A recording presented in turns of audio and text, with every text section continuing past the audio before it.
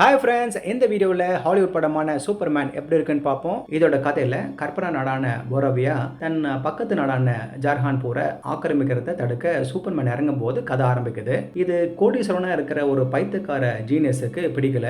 அதனால சூப்பர்மேன் ஒரு குளோபல் த்ரெட்டாக இருக்கான்னு யூஎஸ் கவர்மெண்ட் கிட்ட கிளப்பி விடுறான் பல வழிகளில். மக்களும் கவர்மெண்ட்டும் சூப்பர்மேனுக்கு எதிராக மாறும்போது லூத்தர் சூப்பர்மேனை கைது பண்ணி ஒரு பாக்கெட் பிரபஞ்சத்தில் அடைக்கிறான். அங்கே எதிர்ப்பு புரோட்டாங்க நதியா ஓடி பிரபஞ்சத்தையே இழுத்து முழுங்குற கருந்துளையில பாயுது.